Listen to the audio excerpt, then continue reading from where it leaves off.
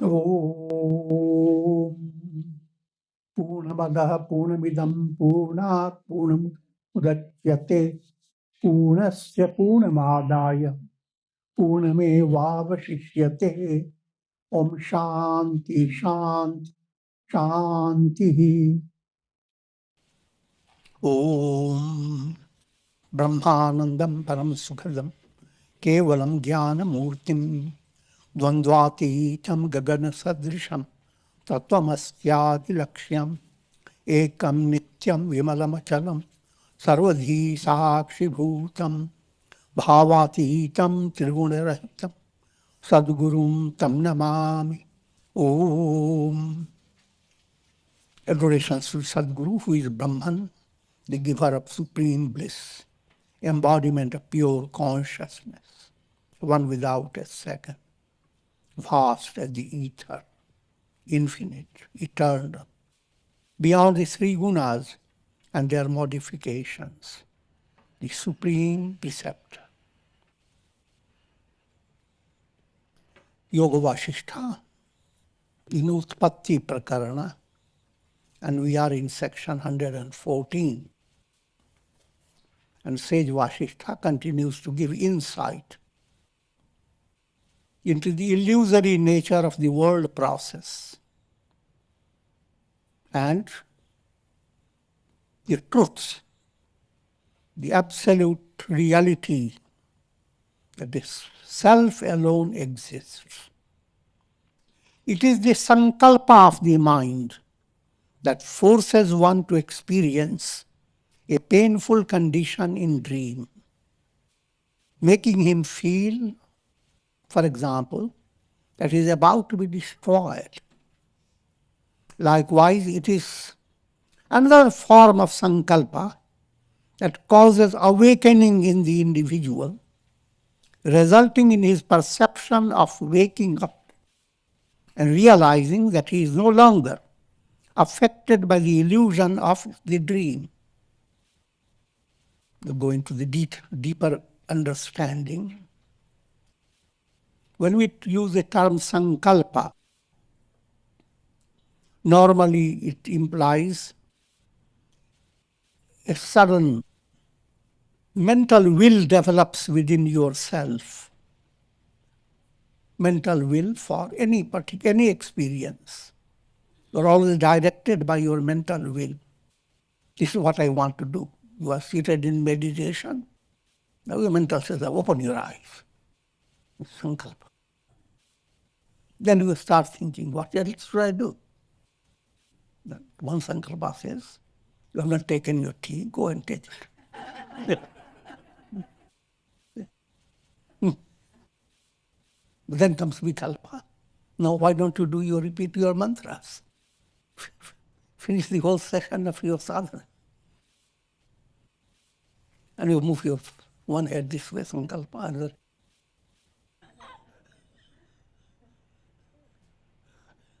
That's the odd, simple meaning of Sankalpa. But to understand the profounder meaning, Sankalpa is a combination of thought, will, and imagination. This is a mathematical formula. Thought plus will plus imagination equal to Sankalpa. So what type of thoughts you have? And thoughts go along with, you begin to also will. Certain thought comes, will comes behind it. And then your imagination comes. If your thought is fulfilled, what's going to happen? Mm-hmm.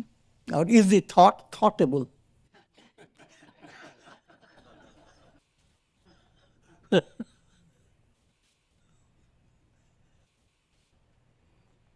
So this whole set of the three, thought, will, and imagination, put in one word, Sankalpa. And the literal meaning of Sankalpa, Kalpa refers to Kalpana, imagination. Sankalpa, this modified imagination, mystified imagination. That's the whole world is nothing but Sankalpa. Take Kalpa away, take Kalpana away, you are with Sat. Sat was Kalpana.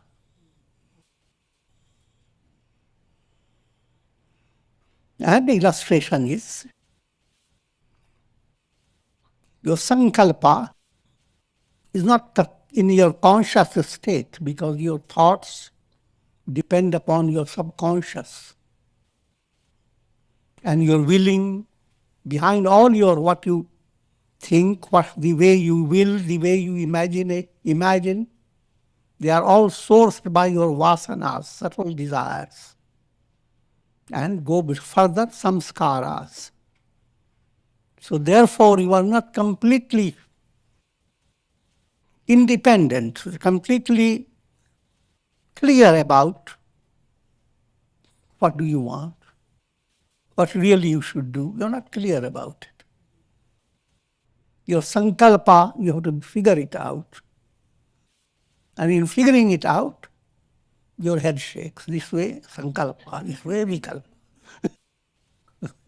This is a good idea, but do it this way. Oh no, there must be some problem with that.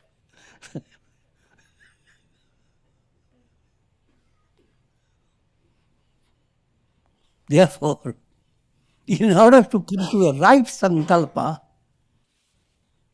your thoughts have to become highly purified.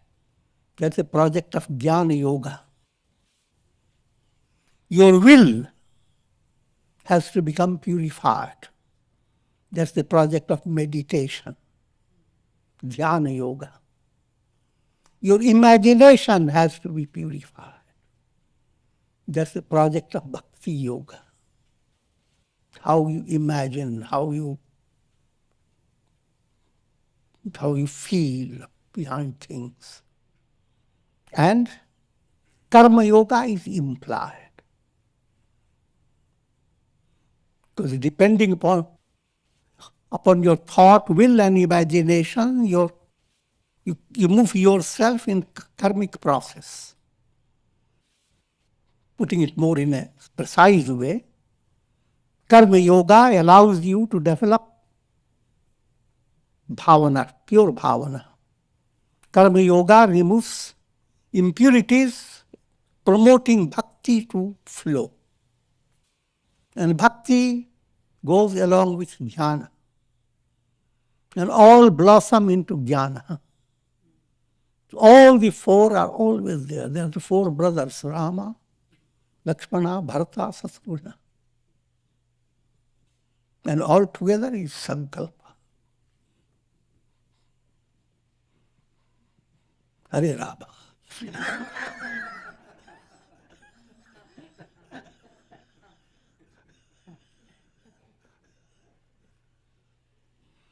Now, to understand the role of Sankalpa, turn your attention to your dream experience. You go to bed, you have no idea what you are going to do. Hardly you have become very cozy with your bed and slipped into a sleep. Now suddenly something sneaks into that experience. Instead of going to sleep, now you have leapt into the world of your Sankalpa.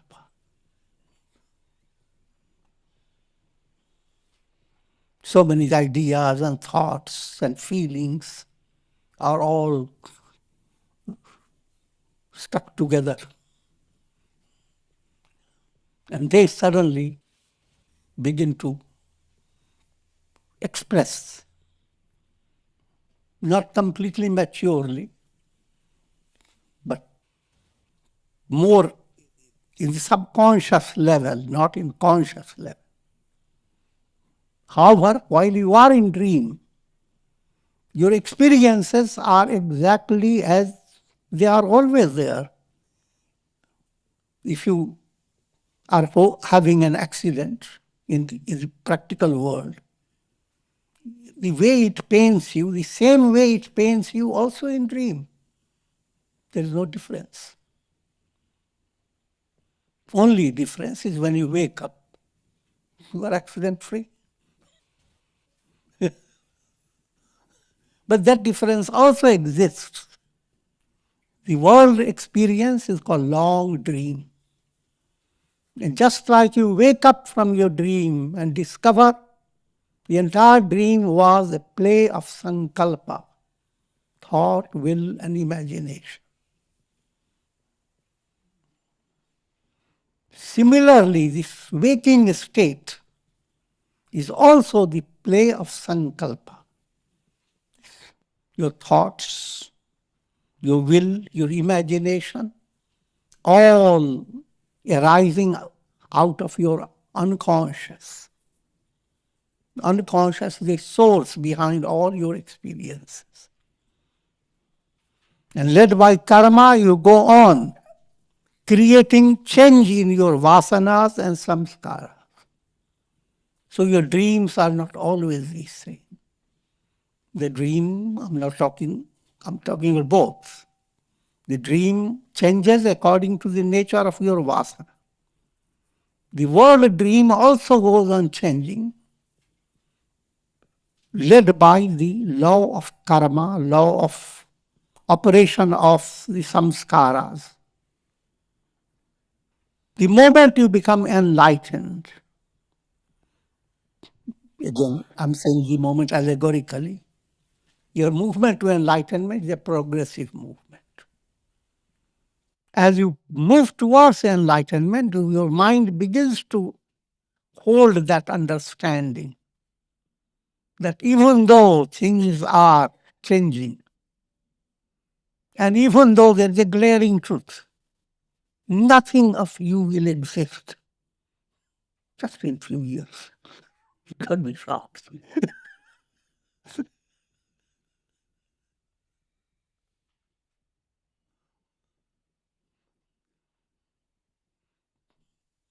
And yet, nothing has gone wrong for you. Nothing of your dream can exist. And wake up, you're not missing anything of your dream. Not even a needle point. Not even a needle.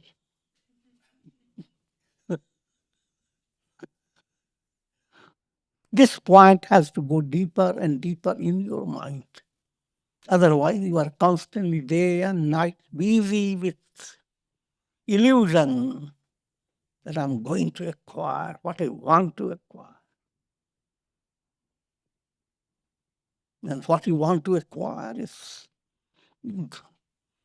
putreshana, vitteshana, lokeshana. To have good near and dear ones, a very cozy family. But you want to go viral, everybody should know who you are. And you should have lots of money and lots of resources. That's what everybody wants. That's what success in life. But this is such a childish expectation. If you step back a little and see what the world is all about, the stepping back is not an easy thing. The masses see all this going on, and the world goes on grieving about people who are lost and who are in trouble. And behind all that, all they come up with, because the economic condition is poor. Some country is cheating us. I'm not joking, that is the politics.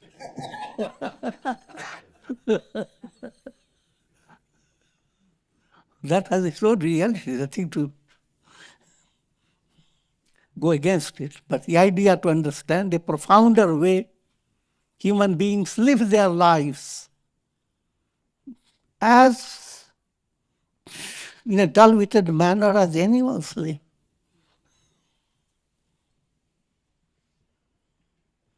As long as you don't move towards enlightenment, souls are called pashus, gripped by pashas, fetters. By directing one's sankalpa to the objects of the world, one intensifies the dream of the world process. But by uplifting one's sankalpa to the absolute self, one wakes up into the state of self-realization. This is the most profound task before every individual. Live your life in such a way that you should experience inner fulfillment.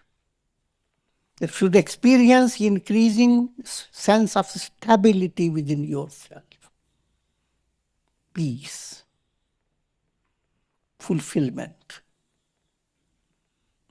and a loving fulfillment as you have found the love of your heart and you are blended with it. In simple terms, that's what we say, aspiration for God realization. That aspiration has to become more and more fascinating to your understanding. Otherwise, it's a simple theoretical, good for examination.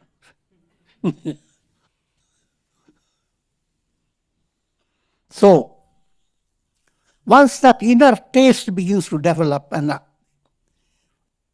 to give you a simple understanding, if you do righteous deeds, even though you may not have complete knowledge about what it means, simple formula, be good, do good, and enjoy being good and doing good.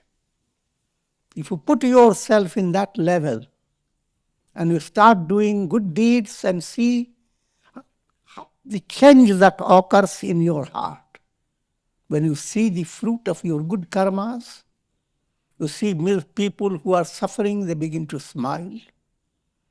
I'm just giving you allegorical way, or rather a simple example. Contrasted from a life where you see people hurt and you are grabbing their resources. See the joy of a tiger, open mouth before a frightened rabbit. That also has a joy.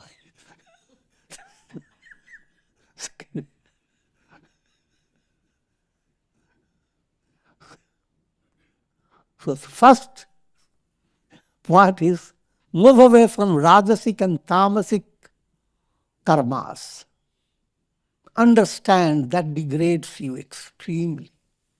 Even though the whole world is just deluded by rajasic and tamasic. People have very little value for human values, ethical values. All they want to become rich, powerful, controlling others, bully-headed, buffalo-headed. Lots of mahishasurs. And that deprives people of their inner joy. And not only they do harm to themselves, they become a source of afflicting all those who are around them, all those with whom they interact. Likewise, if you become good, you don't become good for yourself.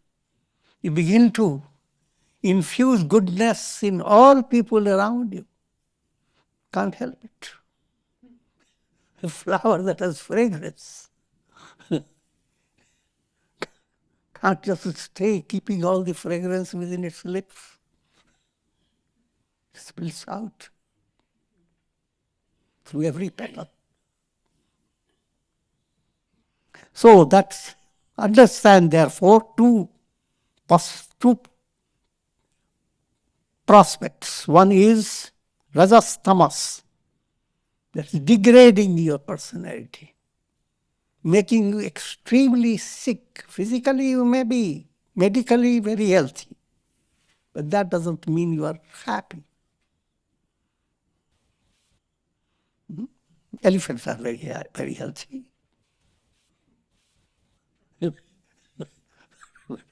I will not go further in that. Now, when you have started doing good karmas, now a channel opens, a sudden switch, that your happiness does not come from the world. It comes from within you. Within you, again, is a allegorical term. Within means the intrinsic reality, deep down reality behind the world that we experience. Happiness comes from the heart. That again does not dawn on the mind very quickly. It takes its own progressive movement.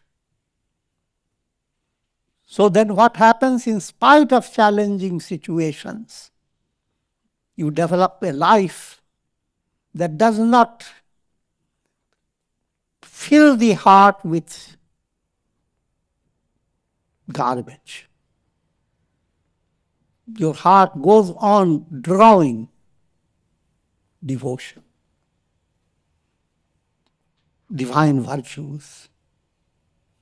And if all this goes on, then comes a stage of integration of your personality. Your karma becomes karma yoga. Your good feelings with others come in line with bhakti yoga. Whomsoever you love, whatsoever you love, you are loving the love in all those. Love God. That again is easily said, but it's a progressive movement. You begin to understand that your love is not dependent upon personalities. Personalities are only channels. And that when that idea comes, your love is not a love to grab. Grabbing love is a crab.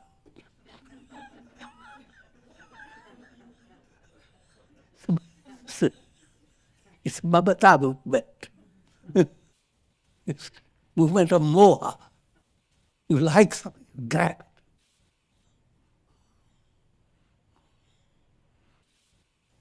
it. So you move away from that grabbing movement. And that goes on developing in degrees. If that is happening, you are succeeding in bhakti. Whether you go on saying the name, divine name or not, you are growing in bhakti. You will be also surprised. A person may be constantly saying the divine name, and internally may be totally different. So I'm not discouraging you, not try to understand the context. Reciting the divine name, no matter how mechanical it is perfectly wonderful. But staying contented just because you are reciting it and hating others who don't recite it, that error you should not get into. So turning your action into karma yoga, your feelings into bhakti yoga, your meditative focus aligned with Dhyana yoga. What should be really your focus? And ultimate revelation, who am I? Jnana yoga. All these blend in your personality. You are automatically working in these four aspects. But now you become aware the purpose behind these four and the need for integrating the four. If that becomes clear within you, then you are not ordinary person. You are one among millions. You are the hero. Again, when I say one among billions, it's not to discourage you, but rather to encourage you. If If you find yourself aspiring for liberation, you are already one among millions. So now, if a person has that integrated personality, what will be his Sankalpa? His Sankalpa is, what is Nirvana? How am I to reach it? I am Satchidananda, the Upanishad says. How am I to realize it? Your whole Sankalpa is, how wonderful life has been given to me. All the resources have been given to me. And let me put all these towards the fulfillment of the Sankalpa. If that develops within yourself, then you become a real spiritual aspirant. And then all the Sankalpa from previous lives that had kept you going after worldly values and being deeply involved with body identity and the world of eat, drink, and be merry, that was sustained by negative sankalpas. Sankalpas based upon karma, action, emotion, your mental focus, and your knowledge. But all these are not in order, they are not yoga. Therefore, all these have created a world of Maya. In every plane, you have a big dimension to run after, just like a deer goes after a mirage. Because in no plane can be fulfillment. Physical plane doesn't lead you to fulfillment. Plane of your feeling has no end to it.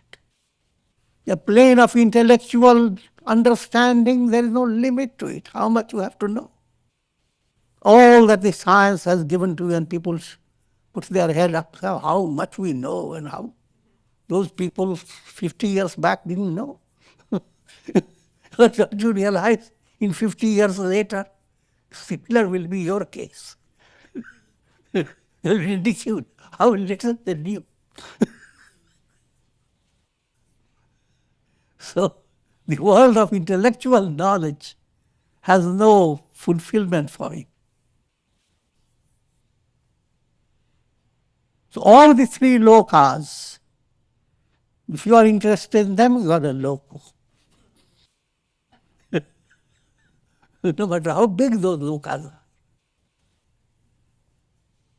So, Sankalpa should not be for staying with the world, with the three lokas. Sankalpa, to understand all the three are layers of illusion.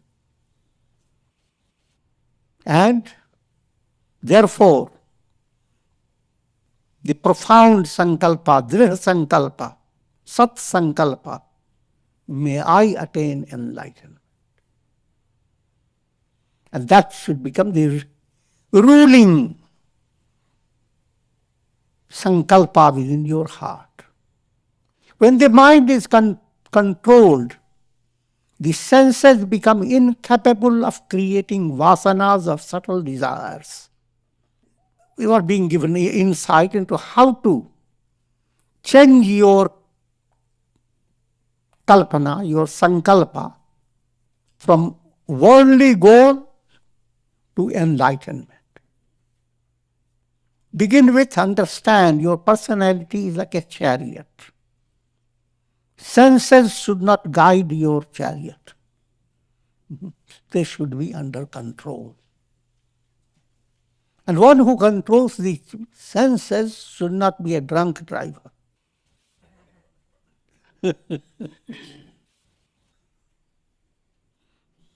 So therefore, mind must control the senses, but mind in turn must be under the guidance of pure understanding. The senses are like servants for the royal mind. If the mind has become in tune with pure intellect, the mind is a royal mind. And the senses are extremely fulfilled and feel happy to serve this royal mind. The same hand that slaps people. Now the same hand puts balm on people. Hand is sense. But when it is coming to the royal mind, it has changed its whole nature. There is nothing but Brahman as the reality behind all appearances. The ultimate reality is absolute reality, non-dual. Duality means you exist along with something else. And that something else goes into infinity. Non-duality is absolute, one without a second. These words again have to go deep into your mind with proper understanding. Otherwise, you will begin to imagine what a desolate state. Attaining non-duality.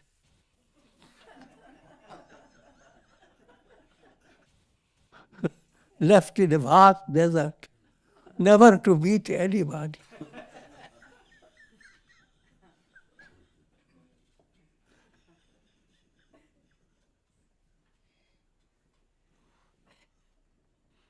Try to understand another way. Duality is like you are a wave, not knowing who you are, just shifting.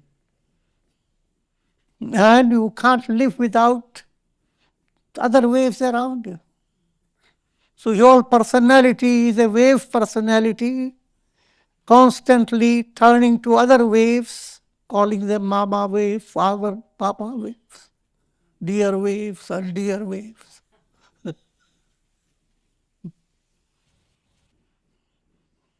Waving the waves or slapping the waves. But another way of understanding, you are the ocean.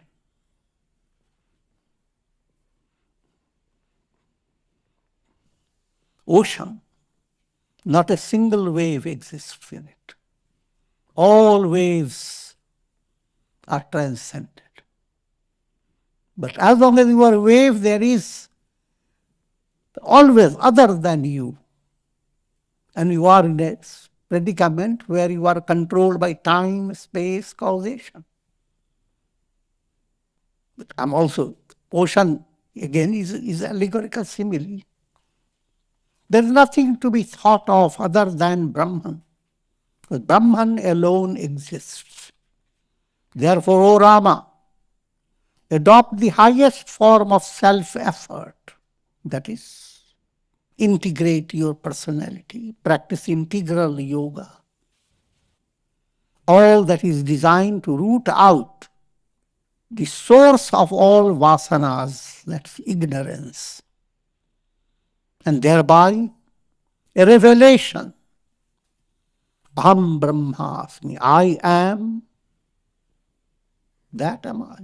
I am Brahman. That I am has included the entire universe. Never think I am Brahman means I am Brahman, but all these are.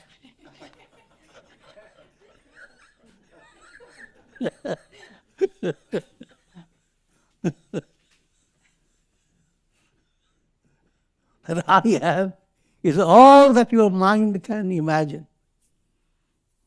All the world you experience, how do you experience it? Through your in and through your mind. And that entire mind turns into absolute Brahman. For simpler understanding, you have all the mind and all the problems. Go to sleep, the entire mind is blocked out. And you are well refreshed with nothing. That point has to be brought into your heart again and again. Every day nature has provided that in a subtle way. And that's the purpose of life. Highest self-effort. Purushartha is directed towards 4 values. Dharma, ethical value. Artha, material value.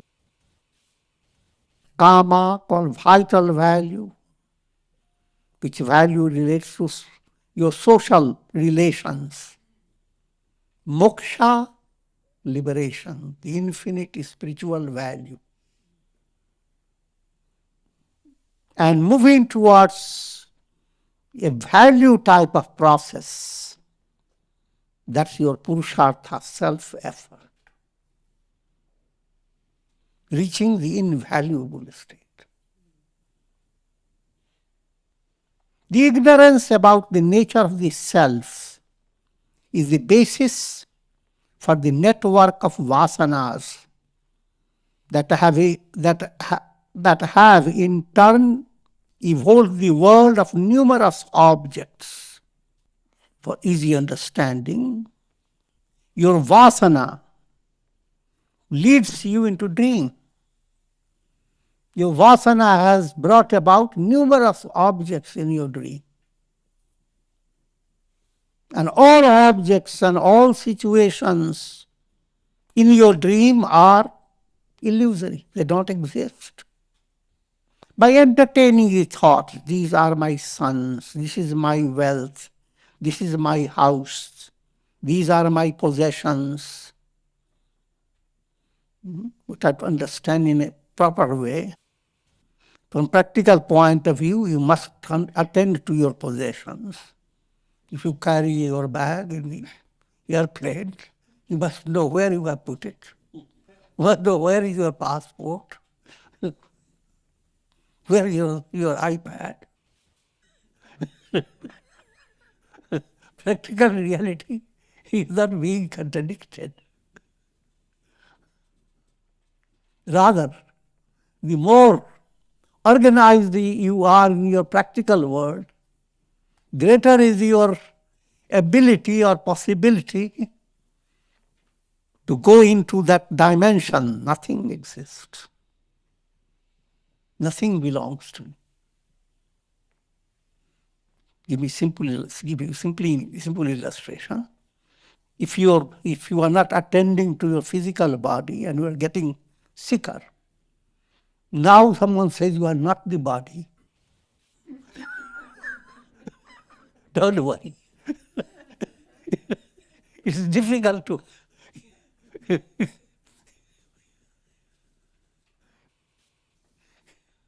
that creates a negative, horrible type of message. On the other hand, when you are profoundly healthy and you take up a project and your body doesn't, you are a sports person, you climb high and jump from a little string to another string.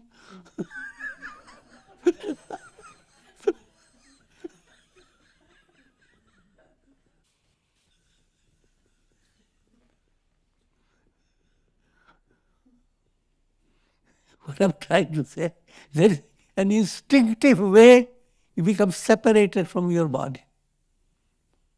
So you have better possibility of negating the body, the mind, and the intellect when you put yourself in a realistic way, living your life with perfect skill.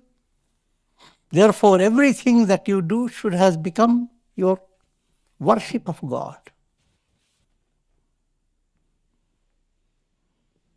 In the name of sadhana and attaining enlightenment, adopting a kind of a unrealistic life, eccentric life, That's not religion.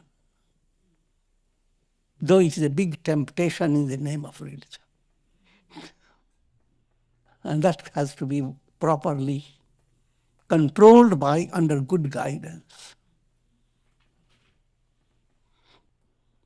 The ignorance about the nature of the self is the basis for the network of vasanas that have in turn evolved the world of numerous objects. This I have said. These are my sons, this is my wealth, this is my house, and so forth. Thereby one allows oneself to overpower the magic of one's own vasanas. So it becomes kind of abhyasa. Day by day, mind, not only day by day, hour after hour, minute after minute, the mind goes on working upon anxiety, worry, imagination, and if there is little room, you want to worry about the world. Who has won? What's going on in Alaska? And if your mind becomes very bright, then you are worried about what is going on in the Mars. How much energy sun has still within it. How long will it shine?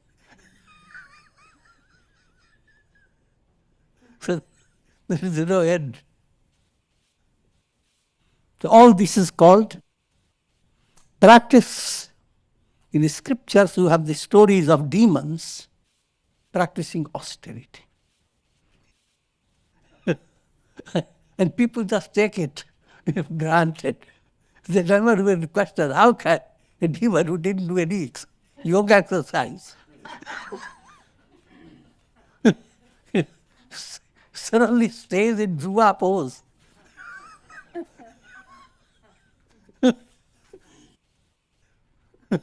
So stable and firm that lightnings and rains and thunders, nothing shakes.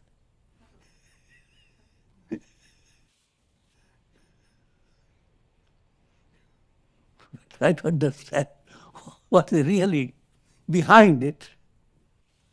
Your worrying habit is a demon. And it is doing its austerity, tapas. It has made up its resolve.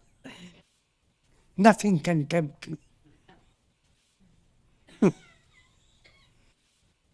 The world opens many situations of amazing grace, miracle of God.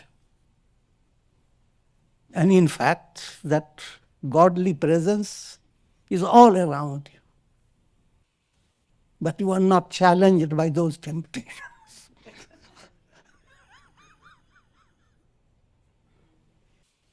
Worry is my sweet berry.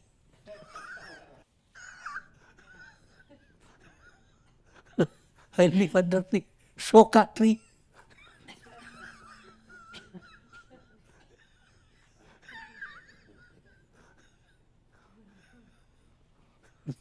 Ashoka means sorrowness. But I'm talking about shoka, that tree of sorrow. I made my meditation seat the tree of sorrow. Our only fruit I will eat is the worries that come from the tree. That's my berry.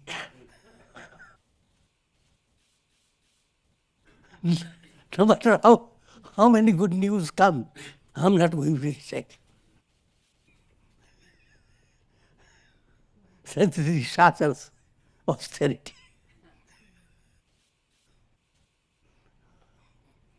And thereby they become powerful.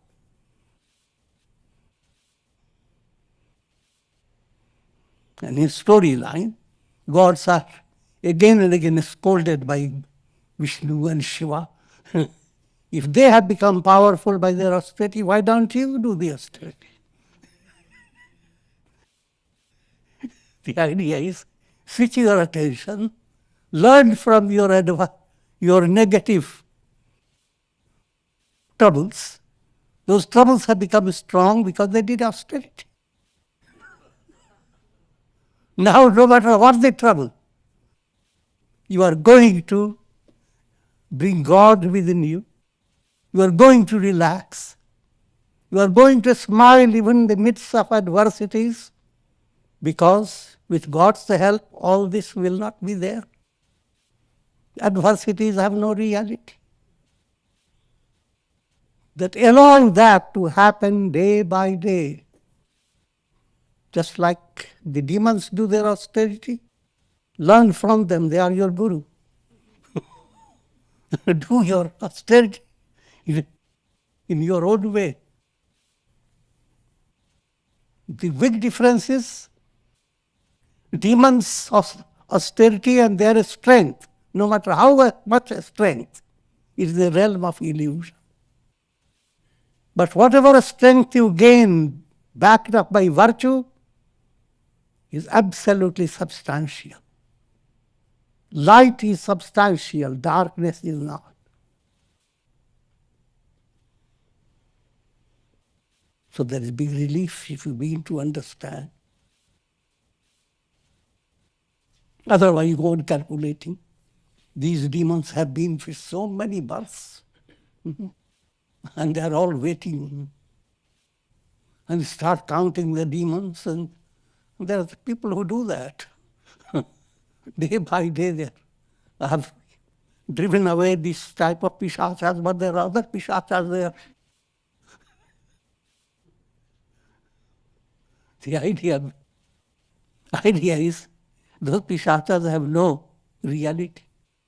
When light comes, the sun rises, all the forces of darkness run away. And you don't have to count them, you don't have to classify them. They don't exist. Running away is only allegorical. They don't run away.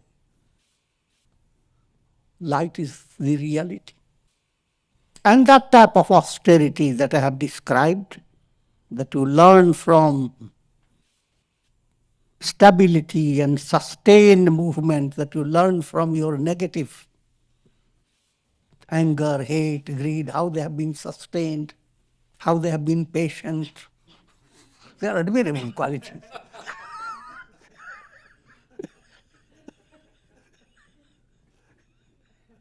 And you change the table. You allow your goodness to stay in spite of the negative situations. And then you see the miracle. When you negate the thoughts of I and mine, the miracle is you come to the stage of witnessing the negation of me and mine. The me and mine in you are not realities. When you are in deep sleep, you no longer have the awareness of your me. Me has been meowing all through your life.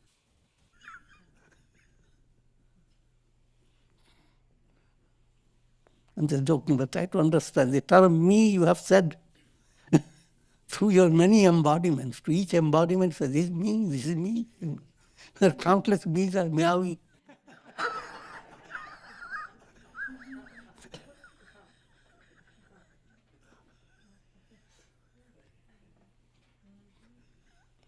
And that me and mine are the Nishacharas, the demons. They were the Shumbha and Nishumba in mother worship.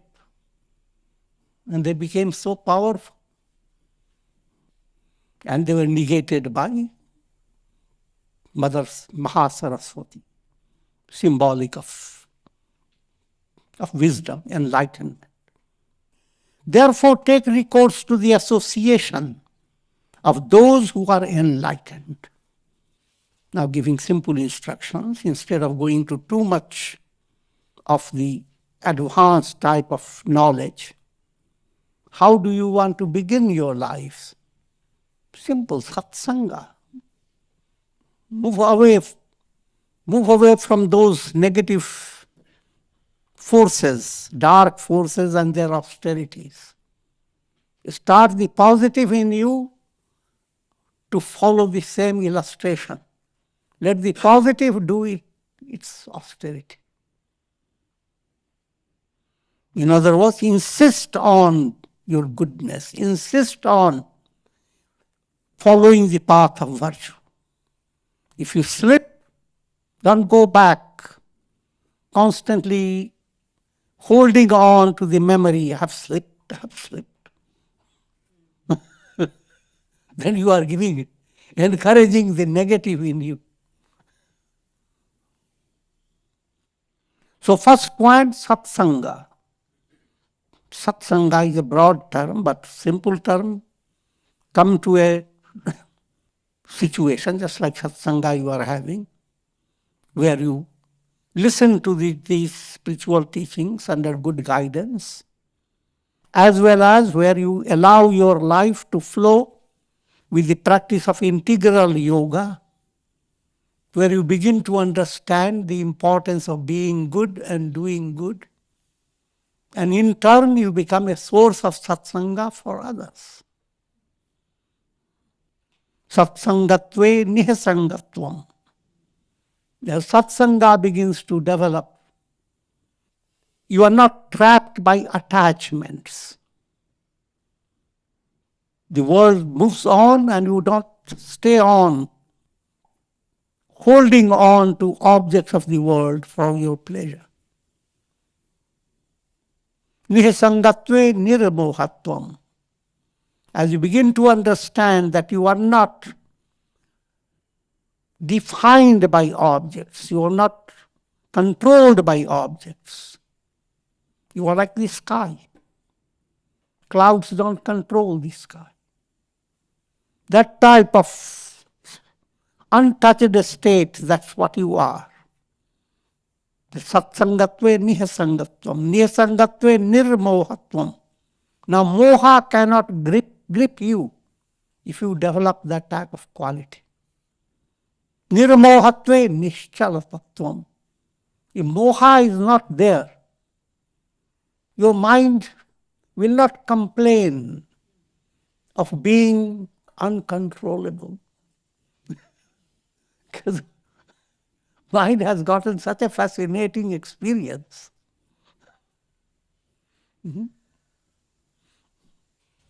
As the mind begins to taste the inner joy that will lead to enlightenment, that mind will not fall for all the worldly pleasures, falling at the same time living through the same world. But the world is no longer holding the person. So nirmohatve nischala tattvam. No matter how the world is, you are nischal. Otherwise you are always complaining. No matter what happens, the poor become prosperous. You still don't complain. You have business in many parts of the world. Still you are complaining. And more complaints, there's more involved.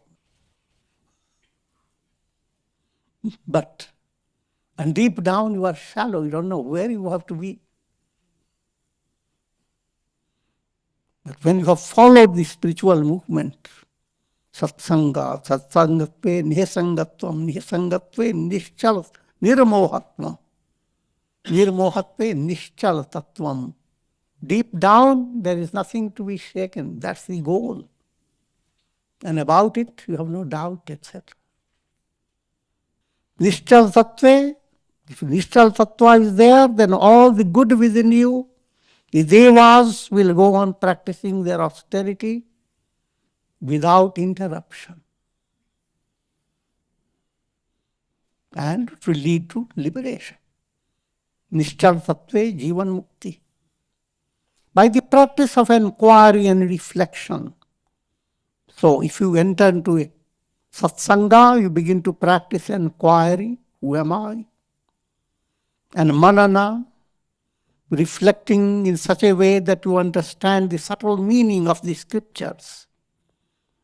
All this leads to the cessation of all the vasanas.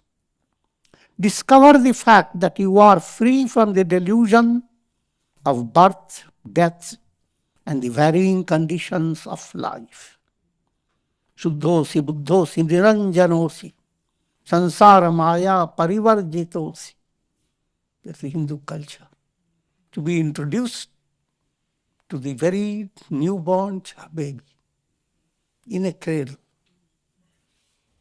where your loving heart is enjoying the soft touch of the baby, you are at the same time reciting the highest mantra. Oh baby, how I love you. You are Shuddha, pure. Shuddhosi. Baby looks. What else?